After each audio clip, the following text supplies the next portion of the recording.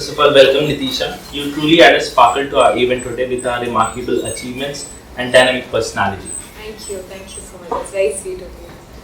Thank you for taking your valuable time for us, and I'm sure that it will really be a great learning experience for each member of the team. Agree? Yes. So let's start with a quick icebreaker. What are the 3 things you would like to take on an island, excluding your phone? Well, I would have liked more conditions on this, but if there are like ultimate 3 things that I would want to take, it would be probably my mother. She's a great company to me. My books, something to read basically, not like a nerd book like calculations. And sunscreen. It's an island. Sunscreen. Okay, sunscreen. Okay, that's really great choice. We have heard few things for the first time. As we noticed that you have acquired proficiency in Odia at a very later stage. What advice would you give to someone like me who is a novice and wishes to learn the language? Well, look, I think there's an advice that I got, and I think everyone, if they could, and also my mother, she also learned Odia much later in her life. Tell everybody around you who is Odia to talk to you only in Odia, irrespective of whatever, and they should force you to reply in Odia. Okay. So even if it is broken, even if you don't know, even if it is whatever, grammatical mistakes, anything, but ask them to push you to talk in Odia and to reply in Odia, so that even when you reply, then the other person will correct you. SNES. So I think that sort of helped me to do it earlier than what probably would take a normal course. So I think I almost took just a year to get to Odia. I mean, it's still not fluent, but I think I can like manage a conversation in Odia. So I'll note it down and try to follow. I mean, that's what my dad did with me. When I came in, he told all the staff, he told everybody, nobody's going to talk to her in Hindi or English, and if she talks to you in Hindi or English, do not reply. So it's kind of the fastest way to learn a language. For sure. Not only for Odia, we have no need for any language. If you have to know, I think the best way is to start talking. Yeah, for sure. Think in that particular language. Yeah. So out of all the places you have lived, which one do you consider to be the most enjoyable to visit? I mean, each place I've lived in has a memory of its own, and well, I enjoy living in Bhubaneswar the most, obviously because of the environment. If you ask me which place would I like to visit frequently, then it would probably be Delhi, because then I can go to other places from around there. Yeah. As you know, there are not many connecting things from Bhubaneswar to other places, but from Delhi there are many places, and I love the mountains. Okay. So it's the closest place that I can go to where I have lived, if you're asking. Then, yeah. So, outside of work, what are your hobbies and interests? Will I not be a cool kid if I say that I don't have many hobbies or interests? Okay. I mean, as much as I wish that work gave me so much time to explore more hobbies and interests, but some of the things are that I listen to a lot of books. I love cleaning, organizing things quite frequently, and I also love just hanging out with my dogs and trying to, I'm trying to learn an instrument for the longest time now. I hope I can make it this year. So what's the instrument? The piano. Okay. I mean, I've learned piano as a child, but then I lost touch. So I hope I can get back to it. So that's a great choice. What one skill you always wanted to master? I think I've always wanted to master the skill of writing. Okay. Because I think in many aspects I feel I can express myself better when I write. I think it's almost with all of us. When we're talking, we're probably not syncing our brain with what we're saying. But if we have to practice and we would write it down, pen down our feelings and then see it, I think that's very, very important. And I wish I could write, hone my skills better in writing. Yeah. So it's kind of the point you said, like when we are writing, the brains are actually working in their pace. Yeah, it's just going with the flow. Yeah, and when we are talking, it's like we have to say something. Yeah. So we are saying without thinking much. Yeah. But when we are tending to write it, we are kind of exploring, researching in the back end. I'm also, when I'm talking, I'm also trying to think what your reaction is going to be to what I'm going to say. Yeah. And I'm going to think 10 times before I say something. So probably I may not frame it right, probably I may not express it right. But when I write it down, probably I have clarity in my thoughts, and then I can move forward. That's a better way to communicate. Okay. So since you said writing is one of the hobbies or one of the skills you want to master, what is your take on CHAT GPT being introduced in a very short span of time this year? I think CHAT GPT, it's obviously very helpful. I mean, everybody's suddenly gone AI, but AI has been in the system for a long time. It's just that now AI has become accessible to all. Yes. Right? And there are many articles and there are many debates on this, whether AI will continue to be open to all or will it change? Yeah. Will there be regulations? Because even when social media came in, it was free for all. Then you have so many regulations, you have community guidelines, you have violations, you have copyright strikes, etc., etc. So I'm sure the AI tools are also going to evolve in that manner. I'm sure nothing goes in our countries or in this world without regulations. But again, even to use CHAT GPT, which I think Anu and I have been exploring a lot in the past few months, is that even there you need writing skills. You need to enter the correct prompt to get a correct answer. So you need to put in your mind to exactly say what you want in so many words to get the answer right. Yeah. You can't just go and say, hey, do this work for me. No, you have to tell exactly what work, in what order, in what topic, etc. And even the first-hand research thing has to be done. Then only CHAT GPT can do anything. Of course. So I think your industry, the media industry, the second research is going to be hampered or maybe affected, but the first research is going to be as same as that, because people go to the ground, do the research and then write the topic for the first time. Also, I'll tell you what, with CHAT GPT we should know that it only gives us answers from the web, from whatever information is available out there in the web. It does not create an answer of its own. There were many interesting prompts, many interesting lyrics that it had written for, say, an Eminem rap. I had seen it in a video, in a podcast, and again they had to feed it a lot of information in order for it to give that rap back. Yeah. So yeah, I think it's still yet to evolve a lot, and I'm sure it will evolve.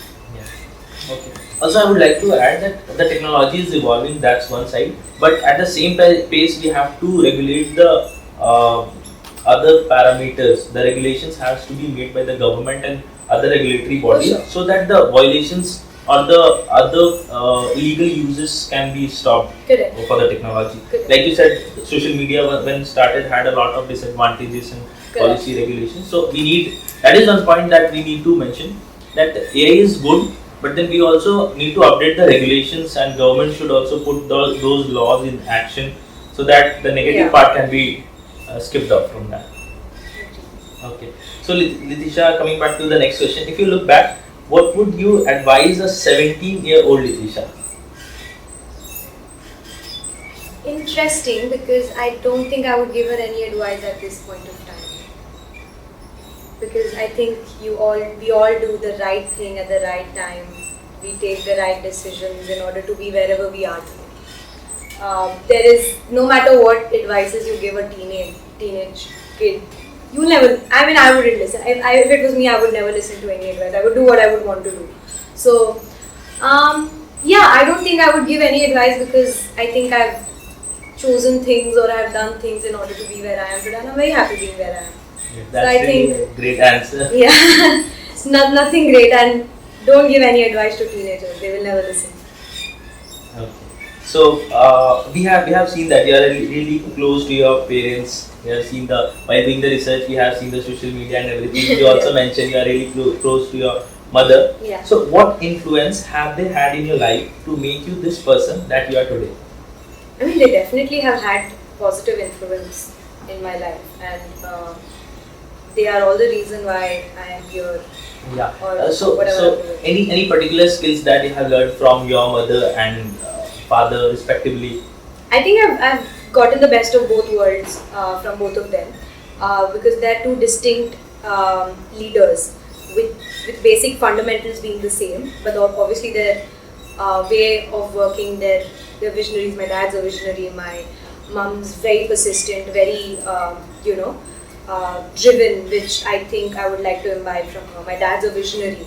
I mean, he has introduced so many ideas and things in Odisha, and including his dad. They have always been pioneers in Odisha in introducing different ideas, different startups, different companies, different industries. They have explored in Odisha. So I think I wish I could get I would get that part. But other than that, the discipline, the drive, the drive to wake up every day, no matter how old you are or how successful you are, to just keep going, right? I think that's one thing they have taught me. And so, growing up in a business family, how does your leadership style differ from other families?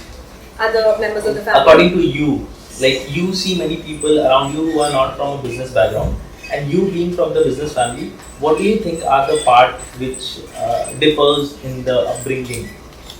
I think the difference is definitely that you learn the business fundamentals much earlier, and because you're at home, you are learning from the best mentors who have already done successful things in their lives. So you're literally shadowing them throughout your life, and you're seeing their principles, because what a leader becomes professionally is not only his professional traits but also their personal traits and what they do in their personal life. For example, like I said, discipline. Discipline is one of the very, very important aspects of growth in general. A lot of times when I was growing up, I saw a lot of people outside my friend circle and my friends who would say, oh, I'm gonna own a company and then I don't have to wake up at 10 a.m. in the morning to go to office. There have been times where I've worked outside of Odisha and I've been on calls with my friends and they're like, hey, what's up with you? I'm like, oh, I'm rushing to work and I'm already late and things like that. You don't have to, I don't have to wake up. I said, but that's not the attitude, no matter who you are, where you are. In fact, this thought process that, oh, when I have my own company, I'm going to relax and sit back. That's not true. In fact, CEOs and owners of many companies, they work harder than everybody else, and I think you see that day in and day out when your parents are doing that, and I think that is what is different. The values that you get from them and how to keep work first is very different. Okay, so there are multiple companies in which you have contributed and you are leading those companies. So any particular advice you want to give a newbie entrepreneur that, like you said, that CEOs needs to work harder can be one of them. Yeah. So any other small I think you need to read the 6 rules of Jack Welch. Jack Welch's 6 rules, they will change any entrepreneur's life, because before you start any business, I think those 6 rules are a must to abide by. And one of my favorite is, if you do not have a competitive advantage, don't compete. You're wasting your time. That's really a point. Yeah. I mean, you could make interesting. You could participate in the same industry. You can be similar to another company, but you need to offer the customers or your audience something different than a company which is already there in the market for a certain amount of time, right? Like if you and them are offering the same thing, you need to be a pioneer in your category. If you're not a pioneer in the category, then create a subcategory that they don't serve to, and then probably that. So we always have to make sure that you have a USP in the particular industry. 100%. I think that's a very, very basic thing that any entrepreneur should and must follow if they don't want to work hard on the things that they should not have to. You work hard on building your business, but not on just setting up your business. Okay, moving to the next question. Having an inclination towards event management, how did facing the camera for the first time made you feel? Did you take it like a natural, or was it someone guided you? No, no. Obviously, my dad's been guiding me definitely all the time. In fact, the first time I faced the camera, I was a little nervous, and he said, just think there is nobody in front of you, or just crack a joke in your mind, and that I will not tell that joke, but that's a very personal joke that we have, which is a very common joke, but I don't want to say it on this platform. So I think it's very easy as you go along, but it wasn't that difficult as well. I felt that I could pretty much do it, and we all grew up. My generation, your generation, we all grew up with the cameras. Yeah. Either with the film cameras or the phone cameras, because our parents did not grow up with any cameras at all. Yeah. So yeah, I think we're pretty much habituated to face the camera. Okay. So, being the head of business of the longest running media house, what is one major roadblock you have faced, and how did you overcome that? Change. Making a change. I think making a change is the biggest roadblock you will face anywhere in any industry, in any city, state. Change is difficult for anybody, and especially legacy organizations which have been in the industry for so long. The people who work in the company, who've been in the company for so long, they're habituated to a certain process, they're habituated to certain things being in a certain way. So to change or get them to change is, I think, the largest roadblock I have faced. Okay. So, any example where you made a really major changes? Because I think when you had joined OdishaTV and now has a lot of difference, a lot of things have been changed. So, anyone you think has been a good contributor to the organization? I think digitization. I think ever since I came in 2016, I was very for digitization. No paper, more digitization. And it's taken me a long time, but we've digitized at least 70% of our operations this year. So which for me was a major challenge to get everybody to do it. So that was one part where we've now automized our accounts, we've automized our HR services, we've automized pretty much everything. So the usage of paper has gone down. We've in fact automized a lot of things in the media side as well. And in fact, we're working with a few software companies globally to bring in a lot of more convenience and AI related initiatives in the media softwares, to which I'm also majorly contributing. So yeah, I think I'm awaiting those changes which will be reflected industry wide, not only just within our companies. I'm looking forward to it. Great. So, what you are taught in MBA, as the notion says, what you are taught in an MBA curriculum may largely be different from the real world problems. What have been some of the biggest challenges you have faced in your career, and how did you overcome them? I don't think what I have been taught in my MBA curriculum was very different from. So there was an advice that I got before I went to do an MBA, that don't do an MBA unless you have enough corporate experience. Which is true, because if you do an MBA before you get a corporate experience, you don't understand, because MBA is all about case studies. And a lot of times you don't understand what's happening in this case study, especially because you've not had the corporate experience. For example, if they're teaching you something about leadership, if they're teaching you something about how to manage your team, or if they're talking to you about a crisis, or if they're talking to you about supply chain management, all this you will have to experience to be able to relate to other industry benchmarks, right? And if you have not had even a little bit of experience in the corporate, it will be difficult for you to understand what the MBA is all about. So for anybody out there who wants to do an MBA, I would definitely suggest that you at least have about 5 years of corporate experience before you do an MBA. I know it gets tough after 5 years of working to go back to studying, but I think MBA will be really fun and very easy if once you do that. And challenges differ from industry to industry, yes. But I think the approach or the way to solve them, or you do get a lot of ideas, a lot of out of the box ideas from these case studies in different segments, in different examples of different companies. So yeah. Okay. So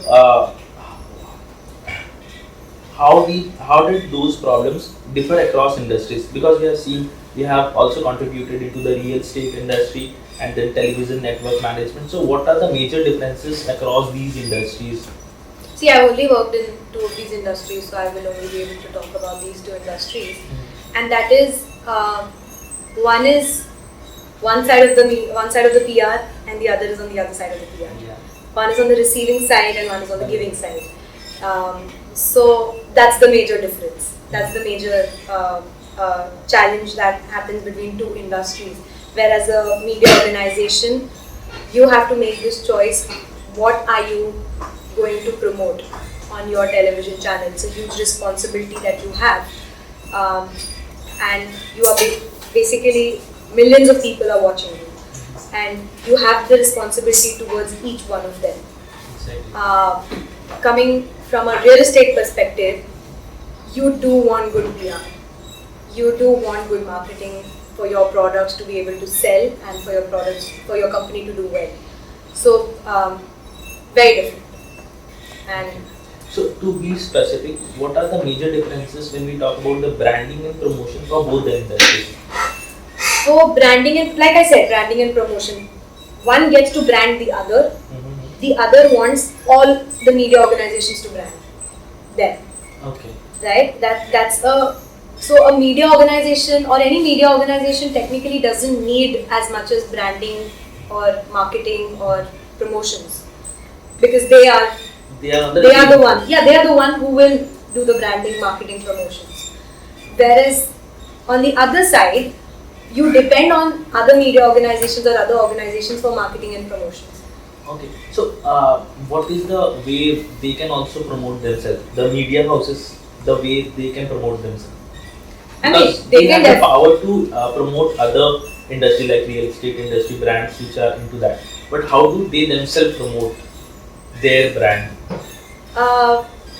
There are many ways. I mean, one is publicity in terms of reaching to the people, traditional marketing, digital marketing, website building, and many things like that. A combination of all. A combination of everything. But I think a media organization's marketing or a media organization's publicity comes from its credibility. Okay. For a media organization to be recognized amongst people, the media organization needs to be credible enough. So how true they are in their... How true they are and how trustworthy they are, how dependable they are, how credible they are. And that is something you cannot cheat people of. Exactly. That will come out. Because we all may be sitting here and thinking that people don't understand anything, they will understand what you feed them, but no, people are smarter than that. They know everything. With time, the truth will come, whether any media is telling anything about it. With time, they will get to know whether it was right or not. Yeah. And being right is the best marketing strategy for a media house. Being truthful.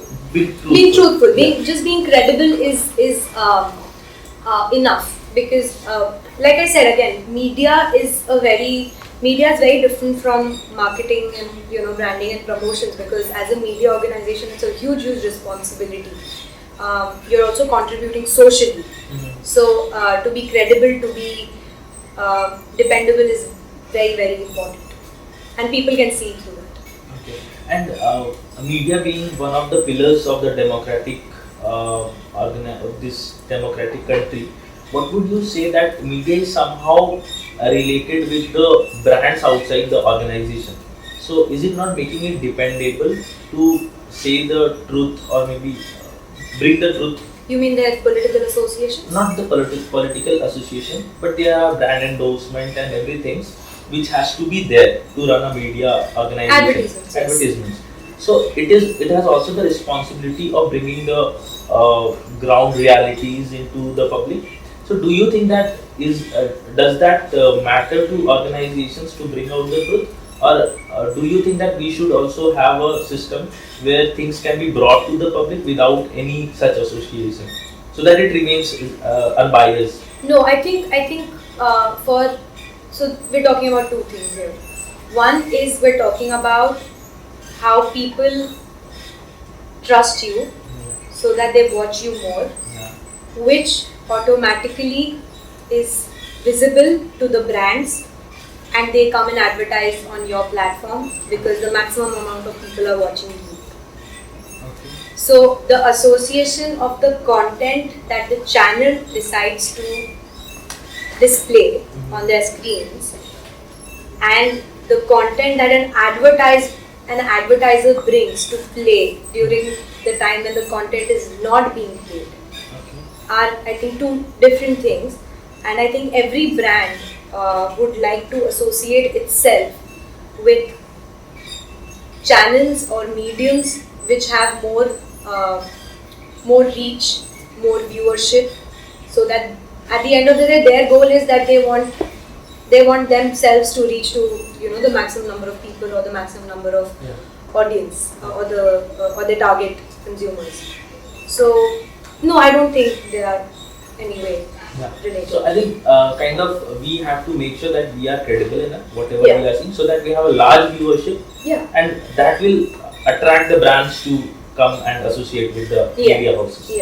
That was really a learning for us, because we were discussing about how we can make it an independent thing so that media can say anything without any bias, without any filter. I mean, in today's day and age, I think without any bias and being unbiased are two different things again, right? Because in today's day and age, if you look at media, it's mostly polarized, and I can only tell from my experience what we try to do is, and it's also our tagline where we say, we report, you decide.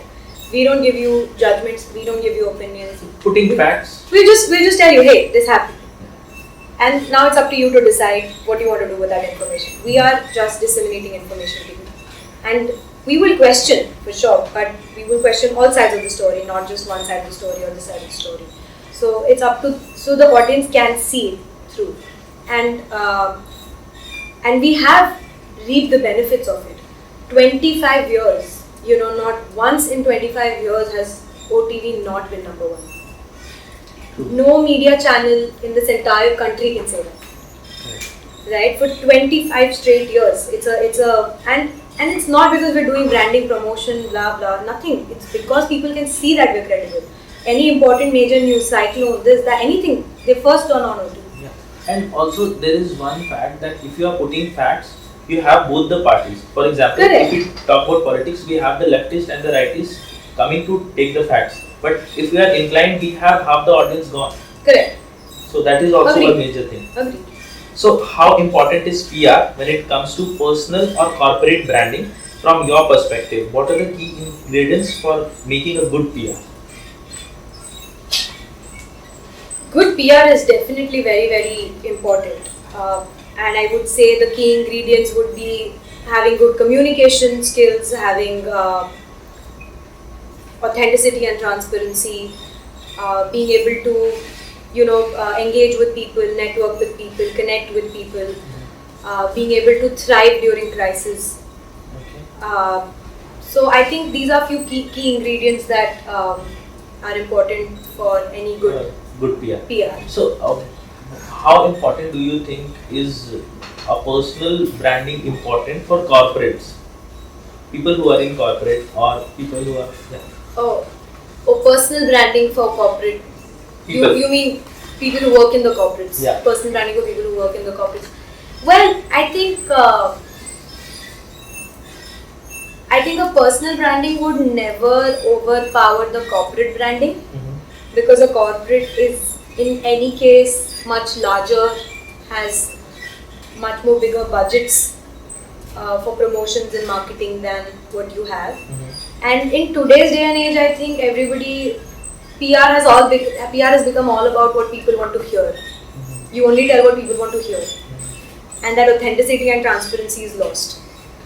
Right? So it is important for everybody to have a personal branding, but I think fortunately or unfortunately, the branding, personal branding for people who work in corporate has always gotten restricted to the industry. Okay. And not to the wider audience, because your personal branding is related to the corporate because you're working for the corporate. Yeah. Who are you without the corporate? It's something that you will need to establish in general if you want to do your personal branding, irrespective of which corporate you're associated with. Yeah. So, for example, if someone from the there is someone who is a leader of a steel company, and they want to brand themselves, but their voices will be heard by people who are in the same industry. Correct. That will be easy to relate. Correct. And if they want to go out of their industry, they have to make a general personal they have branding. to have they have to be who they have to basically communicate who they are as more people. than apart from their professional Correct, things. correct. But a lot of times when you're leaders of big corporates, you need to be careful of what your personal views are, because your personal views and your professional views can't collide. Yeah. And they can impact their professional life as well. Correct, correct. That's why you will see many media organizations ask their journalists to refrain from giving any personal views on their personal social media profiles, because having a personal view, you will never again, because you represent a corporate, a media organization, you will always bring bias, a view of bias. Oh, this is a certain reporter or a journalist who has these views, and this person works for this organization. So this organization must also represent the same views. The same views, yeah. And even they should not tell them who they are liking in a political. For sure. It's like this. If you are in a certain field which demands you to be neutral and unbiased, you will have to be. That's the choice you are making in order to work in the area you want to work. And nobody has stopped you. If you do want to work, there are many journalists who work, independently. And and their views are also welcomed in scenarios. If an individual journalist works are being viewed by a lot of people, then I think they have kind of built a personal brand for themselves as well. Correct. So that is why people are now attracted and have built a kind of trust that he is saying it might be true. Correct. But nowadays you're having to take sides. Yeah. Whereas new media organizations have no business taking sides. That's correct. So can you share some examples of brands that you admire for their successful branding and PR strategies? I think I would say Nestle, for the whole fiasco they faced with Maggie. When it was said that Maggie has too much lead, the action of withdrawing Maggie from the market, showing that it's being shred, it's being used for fuel, right? And then doing the "We Miss You Too" campaign, and then from going to do the "We Miss You Too" campaign to maybe Maggie Safe Hair campaign, with the mom saying that. So I think they handled the crisis pretty well, and I think they are one of the case studies for a lot of PR communication and marketing, because they did not give up. They handled the crisis beautifully. And the beautiful part about that campaign is they never said sorry publicly. Yes. And किसी के interview में मैंने पूछा था, I think I asked a lot of case studies in an interview, and there we found out that Maggie never apologized, though they were wrong in some sense, but they brought back the essence, the emotion without saying sorry. And it was kind of another level campaign, and Maggie was welcomed with people with their new package. The combination of all the flavors were given in the package. I think Maggie faced a loss of about 500, almost approximately 500 CR that financial year. And look, again, I would love for brands to say, "Hey, I'm sorry, we messed up," but as humans, we are also very political in nature. The minute somebody says sorry, oh, so you accept you did a mistake, and so now you will have to pay for it. As if saying sorry was not big enough for people, that now you want them to say, So I think they brought it beautifully. Instead of saying sorry, they made the people realize that Maggie safe hai. Yeah. Was a campaign. The communication. They communicated that now we have corrected whatever it was instead of just putting a sorry banner. So especially with the mother. Yeah. The advertisement with the mother. So now the decision maker was being targeted that see your child can eat because the mother is saying it's safe. Yeah.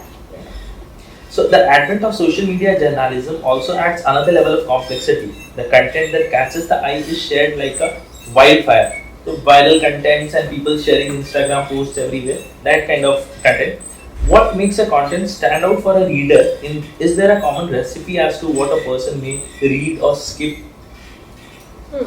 It's a very interesting question because I'm sure you guys also have seen we all have such low attention span. And it's decreasing day by day. It's only decreasing day by day, and it's very unfortunate, but I think the shorter the content, the better it is.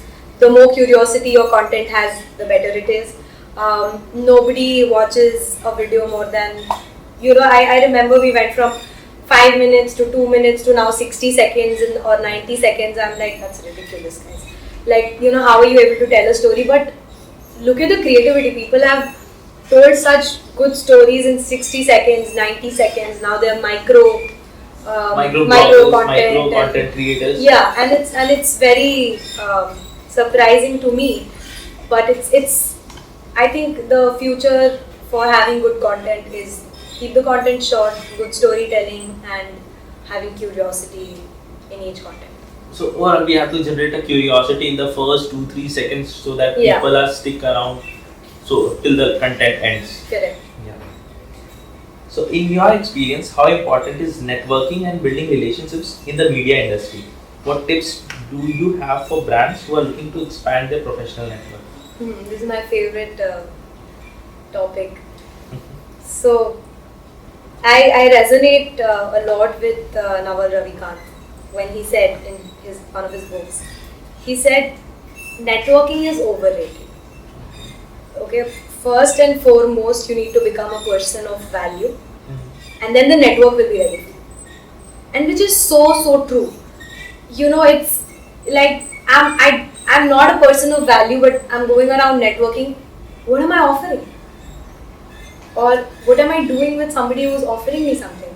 But if I build myself and whatever I'm building and it is of value, and if you're doing good work, networking will by default be available to you. And I personally have a hard time networking. I mean, although I am great at networking, you tell me to go in a certain place, I'm friends with a lot of people. But do I want to do that for professional benefits? Maybe not.